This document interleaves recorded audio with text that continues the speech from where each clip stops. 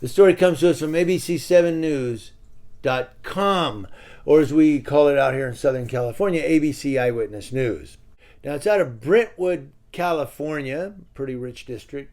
There are new details in the case of a Brentwood Police Department canine that ripped the scalp off of a woman suspected of shoplifting.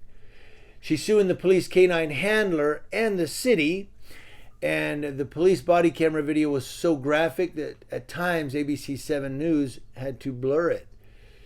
But on February 10th of 2020, 2 years ago, Talmika Bates admits she shoplifted from Brentwood Ulta Beauty.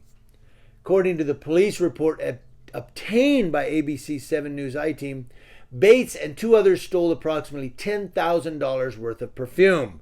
That's believable because Brentwood, that's where OJ and Nicole Brown lived, was in Brentwood. OJ lived there. So it's a pretty rich district. Now Bates, the suspected shoplifter, said, "I was just a regular person like everybody else, trying to make a way, and it escalated. You were trying to make a way, regular person like everybody else, by stealing perfume from a beauty store. I could see if you were trying to steal eggs and bacon and cereal, oatmeal, whatever from a grocery store, but you're stealing perfume from a beauty store. Make a way doing what? Selling somebody else's stolen property? Come on." These criminals, man, they're worse than cops planning. Bates was in a getaway car with the other suspects that rammed a police cruiser, according to the police report, and it was seen in dashcam video. They ditched the car, and police apprehended one suspect hiding in a garbage can, according to the police report. That is a place where a shoplifter should be hiding, in a garbage can. That's right, some of you might get what I'm saying here. A shoplifter, the appropriate place for you is in a garbage can. Now, she called the others on speaker on her cell phone, who explained where they were hiding while an officer listened. One of the suspects said, "Girl in a bush, and this boy keep looking at us." As Bates says she hid in the bushes, Brentwood Police Department canine Marco and his handler, Officer Ryan Resentes, found her. Now at 5, imagine having to relive a near-death experience. That's what one Brentwood woman says she's been dealing with for the past 2 years. Some of this video is graphic. When I go to sleep, I have nightmares sometimes. I'll be thinking about the dog grinding, the teeth grinding. Talmika Bates said she still experiences headaches, memory loss, and depression from the wound she suffered in February 2020. Now, terrified, Bates says she called her mother and can be heard screaming in the video, "Mama, my whole brain is bleeding, Mama." In a statement, the Brentwood Police Officers Association said police dogs are often used to search these types of areas because the potentially armed suspect can conceal themselves in overgrown vegetation.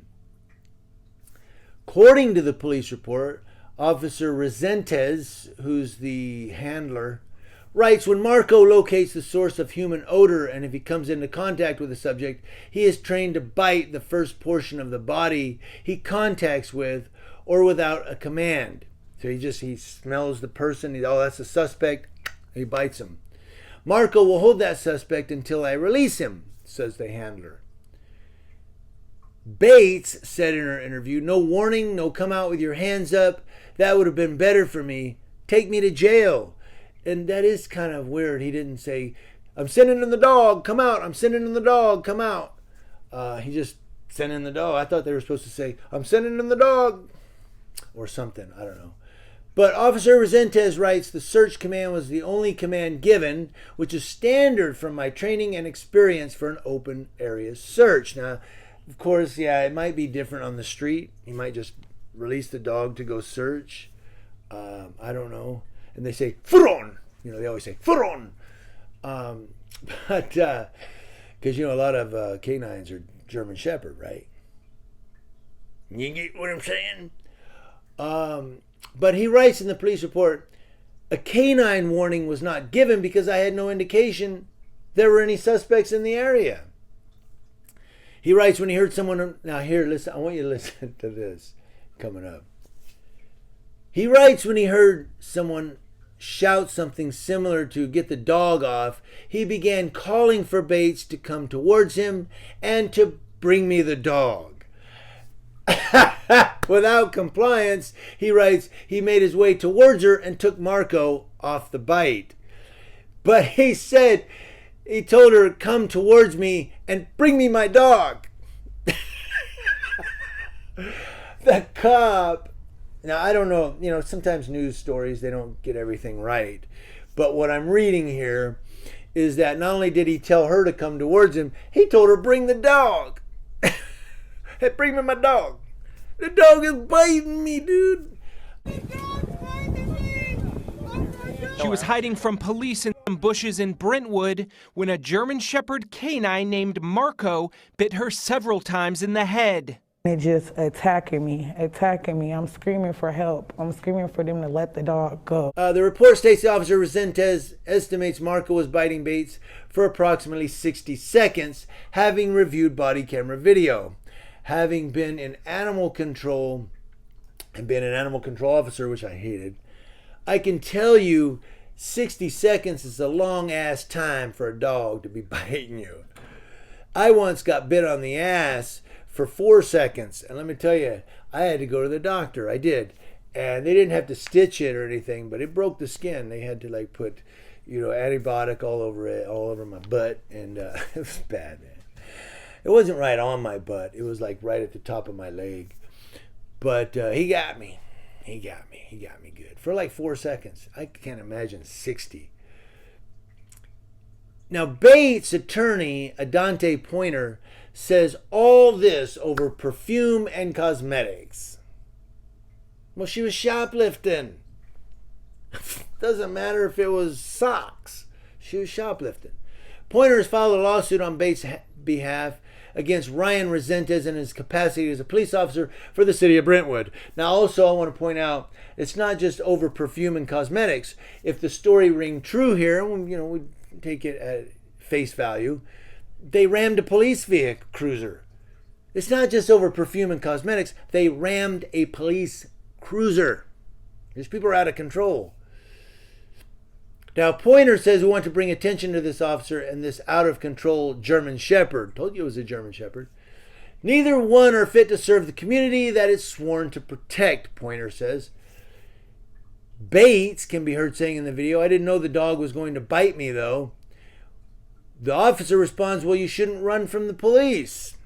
Oh, my God. Police body-worn camera footage shows the attack and disturbing aftermath. We've blurred Bates's wounds, which show large bloody holes where portions of her scalp were completely removed. Please go to stand up. I can't even think straight. My whole brain almost fell out. I'm supposed to be dead right now, not alive, and I'm just thankful. In an email statement, the city of Brentwood told ABC Eyewitness News, due to ongoing civil litigation, the city of Brentwood, including the Brentwood Police Department, will not comment on specific details and personnel matters requested by the media concerning this incident. We can share that this incident was reviewed by the Brentwood Police Department Use of Force Committee, which found the use of force to be within policy and law under the circumstances, which involved a high-speed chase and a collision with a Brentwood police vehicle. The Brentwood Police Department is not currently deploying a K-9 program since April 2021. So after a year of this happening, they basically disbanded their K-9 program. I wonder if somebody else was bitten and that was why. Why did it take a year? I don't know.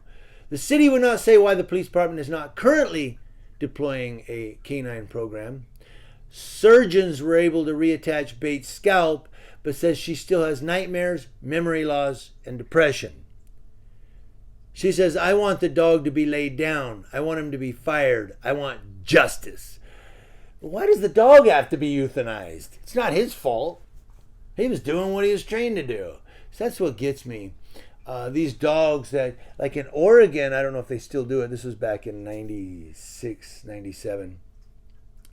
If a dog killed livestock, like a sheep or cow or a calf, they just euthanize the dog after an investigation by court order. Why? It's not the dog's fault. Dog's doing what he's trained to do.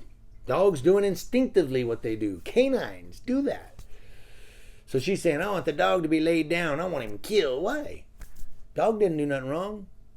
You know, I let you guys decide how you want to go with this one, but shoplifting, rams a police cruiser, and then of course the canine tears her up. And they say, it's all over shoplifting. Perfume, cosmetics, 10 grand, dude. That's a felony.